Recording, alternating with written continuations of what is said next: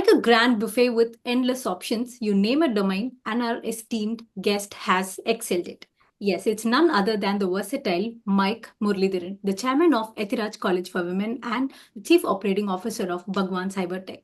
He's a 1983 graduate from Electronics and Communication Engineering. Thank you for joining us today, sir.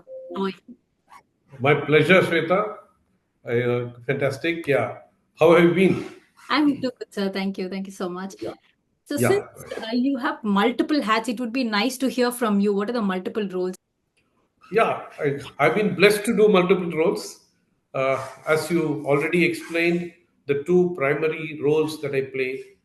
One is, of course, being the chairman of Ethiraj College for Women, which is just now into its 78th year of existence with about 8,000 women students. So that's something which I've been running along with a good, eminent board of trustees. The second thing is I head this software company called Bhavan Cybertech. I head few of them as head of the company and head of the business unit. And yes, I think that's something which has been for the last 40 odd years since the time I left CEG. I worked with Wipro for about 6 years, HCL for about 10 years, and then I've been an entrepreneur, and then, of course, Bhavan Cybertech. Third role that I play is heading an NGO called Alert. When the thought process was to probably buy an ambulance and probably have a couple of volunteers to help, Dr. Kalam gave us a guidance that why do you want to just restrict yourself to one road or one pocket? Lives are there everywhere, and you should have local volunteers available as locally as possible. And in that context, he did say the most local, the great man's vision that every family should have one person trained. And that's another thing which we do. So that's it. These are the three main roles that I play. Great initiative to educate and inculcate the literacy in the people as well, sir. Okay, so I just have a very short section, so it's called the Inspiration Corner for the. The goal is more important than the expression of anger. No, you have to do things in your realm of what you do with the best of abilities. Don't give half attempts. Give it a full attempt. Okay, full-hearted, give the best. Yeah. Not best. In fact, best is not a good word. Okay, Better is a better word. You know why? there's always room for improvement. You should be better than the best. Better than the best. Okay. So many times I feel when somebody says I'll do my best, I'm not very happy. If his best is not good enough, Wow. so you have to be better than your best. You have to be goal oriented. You have to achieve what is given to you as a task. You have to be always looking at if best is not good enough, your best is not good enough to achieve a assigned task. You have to do better than that. You have to first understand that you have it in you. Okay. There are people who are fantastic. They'll say that person was a fantastic swimmer in school. Mm. Without much coaching, with the natural ability, the person would have been number one. But the same ability, when put through a filter of a very good coach and what you call focused approach, may reach much greater levels. That 1% extra is Mm. all it takes.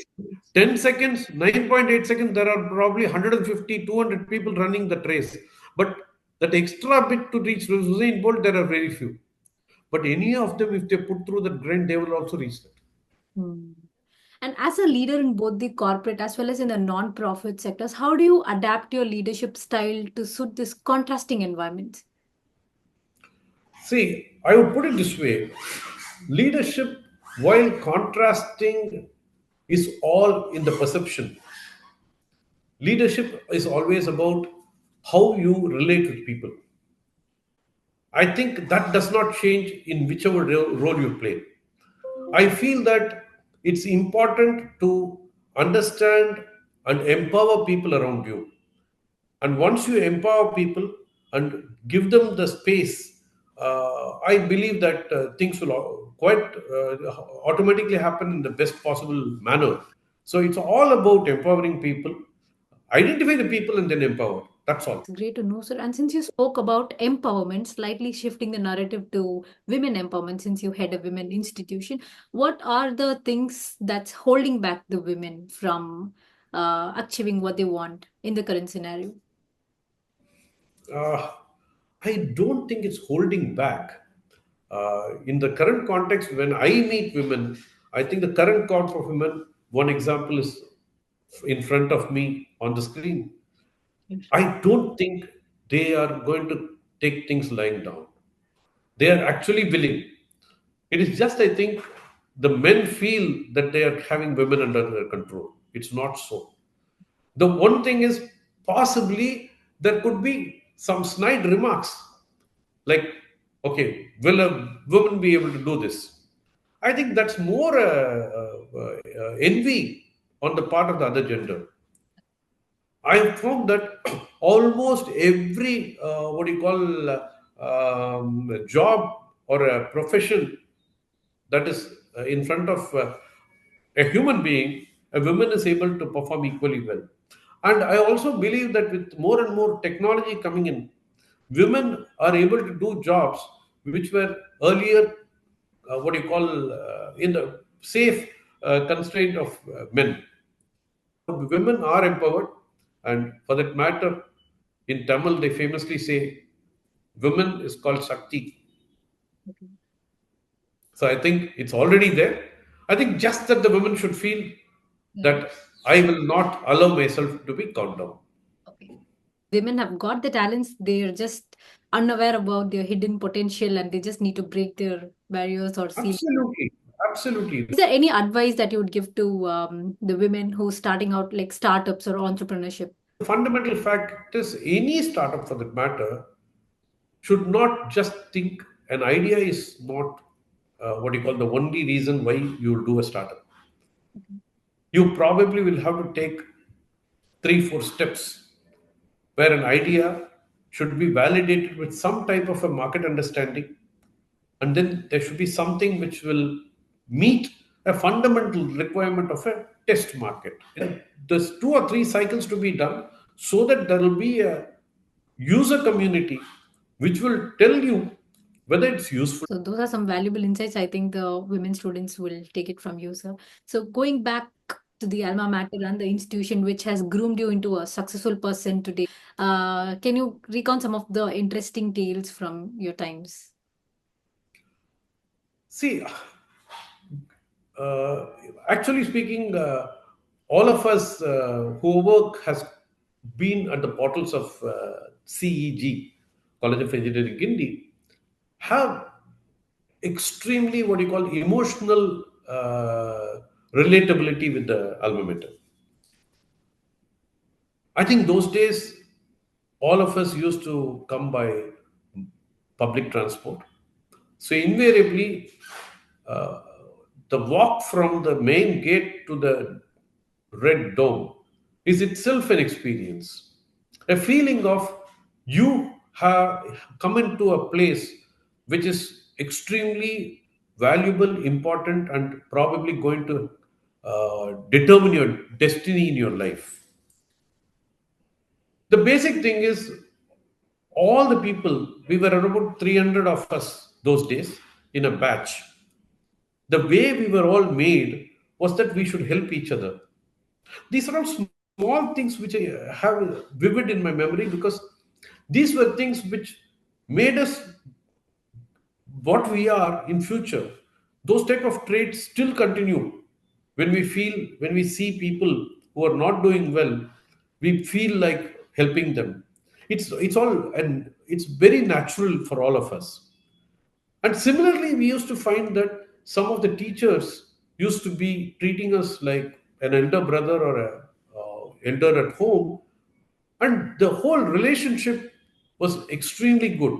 I feel that when I really look at CEG, the memories are fabulous, not from a perspective of just the learning of the subjects, but the experience of being at that portal itself.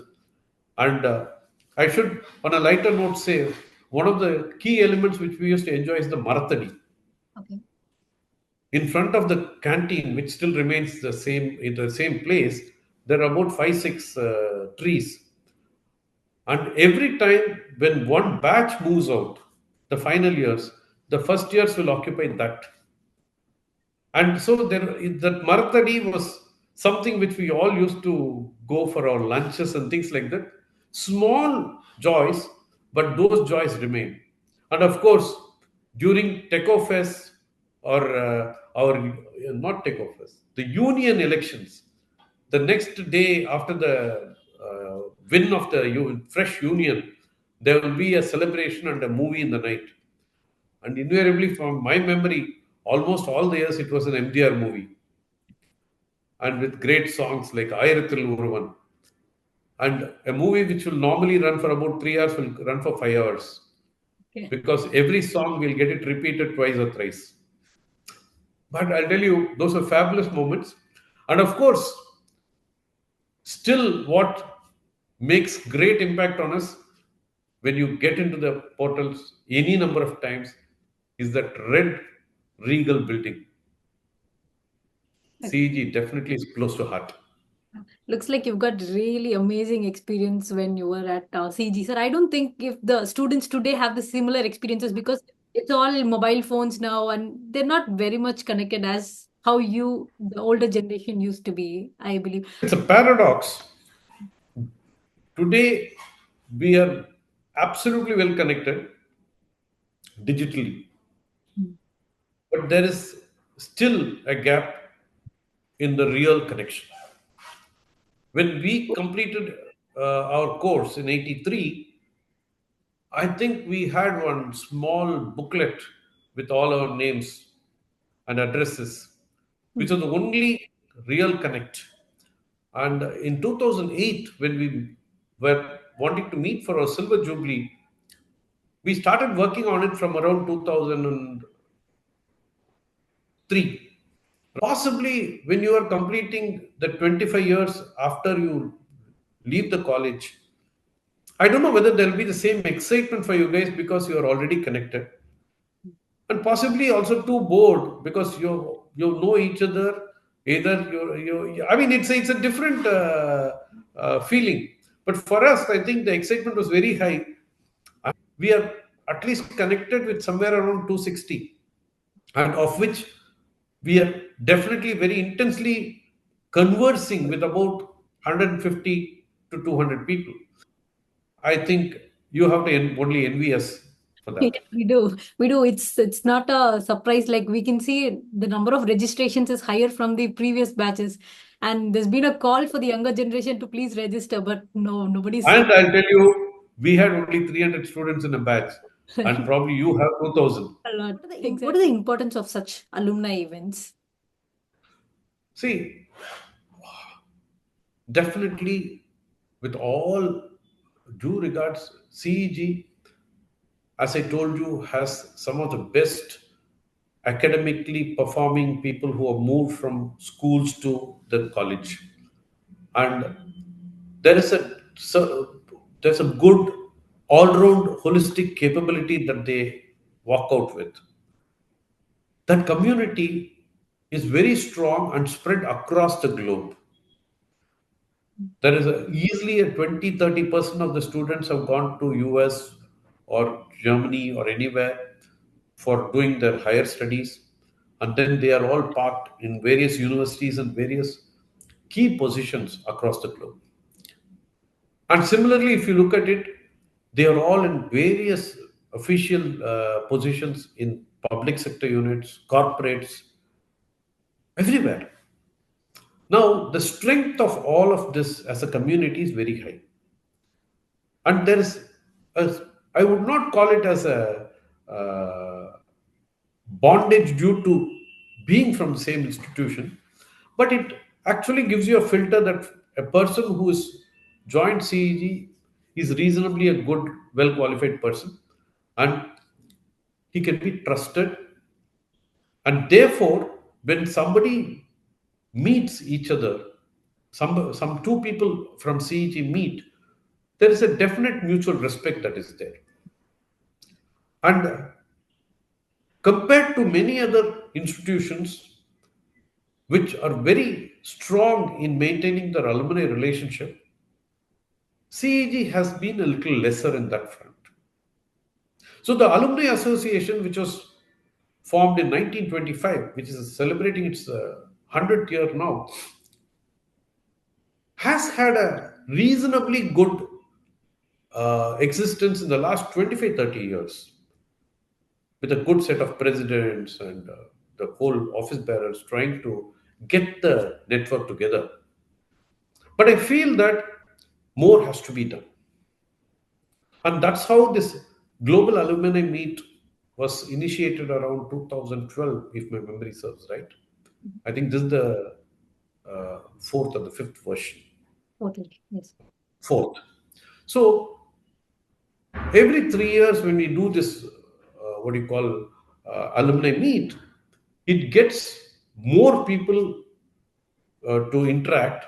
And not just that, you suddenly find that there are people whom you never knew had reached such absolutely very powerful and admirable positions in society, and we did not know they are from CEG.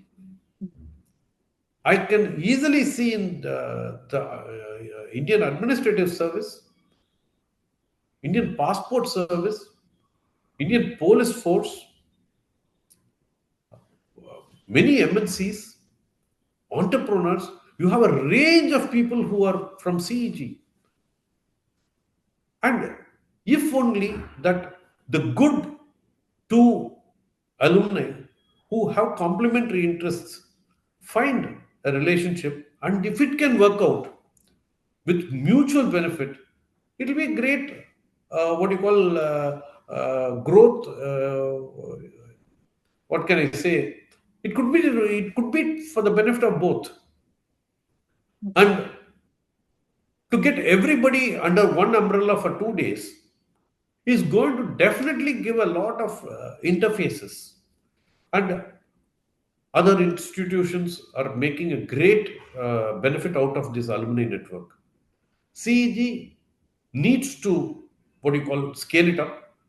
And I'm very glad that using this centenary year of the Alumni Association, big plans are there, which I'm sure should create a second level of second level of it could be a launch pad Mhm. compared to the first three global alumni meet. The fourth one could possibly accelerate the relationship and the alumni network for the benefit of all the alumni across the world.